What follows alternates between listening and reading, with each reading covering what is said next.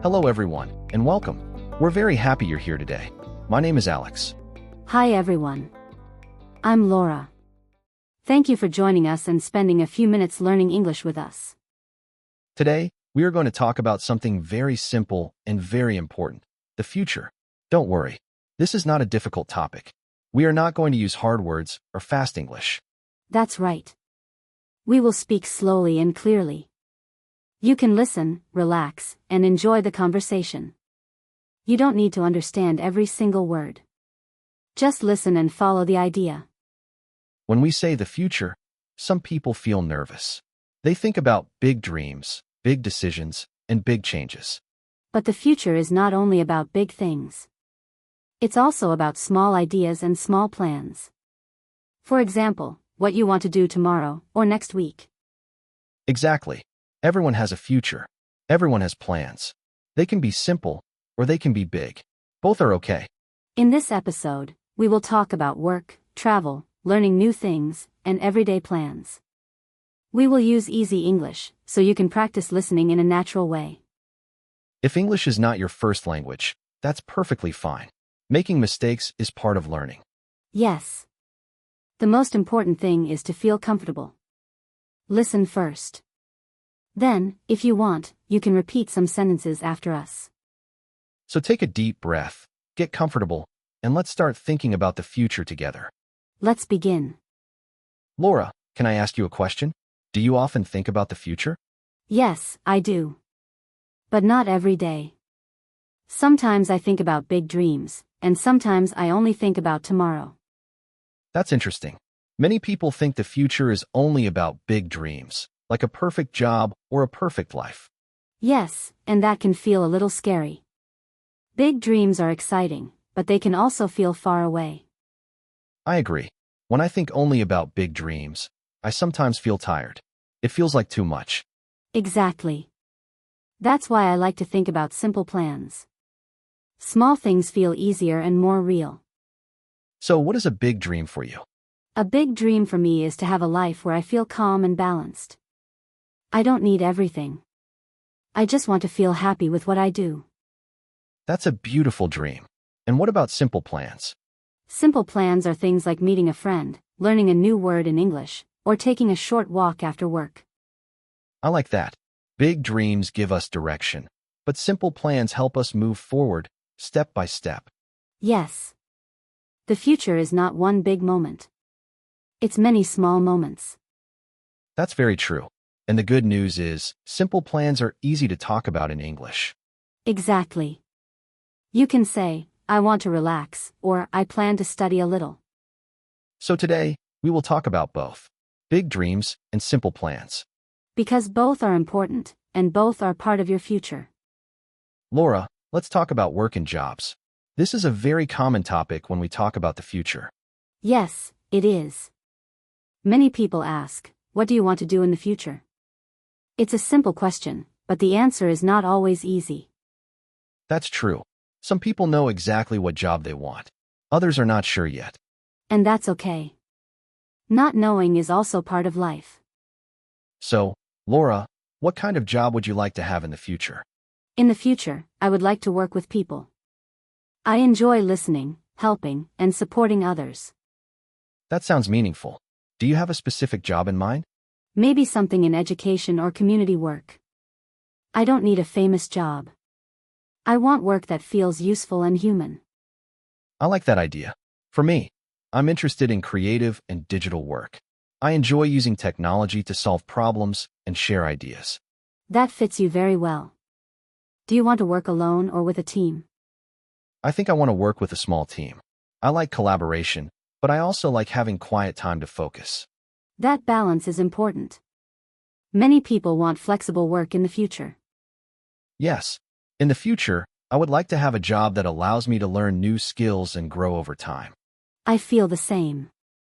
I don't want to do the same thing every day forever. Work is not only about money. It's also about feeling motivated and satisfied. Exactly. And when we talk about future jobs in English, we can keep it simple. For example, we can say, I want to work as, or I would like a job where. Simple sentences are enough to express big ideas. And remember, your future job can change. That's completely normal. The most important thing is to stay open and curious about what comes next. Laura, when we talk about the future, travel is always an exciting topic. Yes, I agree. Travel helps us see the world in a different way. Some people travel to relax, and some people travel to learn new things. For me, travel is about curiosity. I want to understand how people live in other places. That's a good reason. Is there a place you would like to visit in the future? Yes. In the future, I would like to visit a small European country by the sea. I imagine quiet streets, simple food, and long walks. That sounds very peaceful. You don't need a big city to enjoy travel. Exactly. I like places where life feels slow. I want to sit in a cafe, listen to people talk, and watch daily life. I'm a little different. In the future, I want to visit a modern city. I like tall buildings, public transport, and busy streets. That's interesting. Big cities have a lot of energy. Yes, and I enjoy learning how cities work. I like museums, technology centers, and multicultural neighborhoods. So we travel for different reasons, but both are about learning. That's true. Travel teaches us new words, new habits, and new ways of thinking. And travel doesn't always mean long trips. Even a short visit can be meaningful. Exactly. When we talk about future travel in English, we can use very simple language. For example, I want to visit, or I would like to experience. You don't need to know every detail. Just talking about the feeling is enough. Yes. The future is open. Your travel plans can change, and that's okay. The important thing is to stay curious and open to new cultures. Because curiosity makes the future more interesting and more colorful. Now let's talk about another important part of the future: home and lifestyle. Yes. Where we live can change how we feel every day. Some people like busy places. Others prefer quiet spaces. Exactly. There is no right or wrong choice. It depends on the person. So, Laura, when you think about your future home, what do you imagine? In the future, I imagine a place with natural light and fresh air. I don't need a big house. I want a comfortable space. That sounds very nice. Do you prefer to live alone or with other people? I think I would like to live with 1 or 2 people. I enjoy company, but I also value privacy. That balance is important. For me, I imagine living in a simple apartment, close to public transport. So convenience is important for you. Yes, I like being able to walk to places or take a short train ride. It saves time and energy. That makes sense. I care more about the atmosphere. I like calm mornings and quiet evenings. Do you imagine your home in a city or outside the city? Maybe just outside the city. Close enough to visit, but far enough to rest. I like that idea. Lifestyle is not only about the home, but also about daily habits. Yes. In the future, I want a lifestyle that allows time for rest, movement, and reflection. For me, I want a lifestyle that supports learning and creativity. I want space to think and work. When we talk about future homes in English, we can keep it simple. We can say things like, I want to live in, or I imagine a place with. Small sentences can describe big feelings. Exactly. Your future home is not just a building. It's the place where your life happens. And choosing a lifestyle is about choosing how you want to feel every day. Laura, let's talk about learning new skills. This is an important part of personal growth. Yes, learning doesn't stop when we finish school. We can learn at any age. That's true. In the future, I want to continue learning, even if it feels slow sometimes. Slow learning is still learning. Progress doesn't have to be fast. So, is there a new skill you would like to learn in the future? Yes. I would like to learn how to take better care of my body and my mind. That sounds very healthy. What kind of skill is that? Maybe something like yoga or simple breathing techniques. I want to feel more relaxed and present. I like that idea. For me, I want to learn skills that help me communicate better. Like public speaking or explaining ideas clearly. Exactly. I want to feel confident when I speak in front of others. That can be difficult at first, but practice helps. Yes, at the beginning, it may feel uncomfortable, but with time, it becomes easier. Learning new skills also teaches patience. We learn to accept mistakes. That's very true.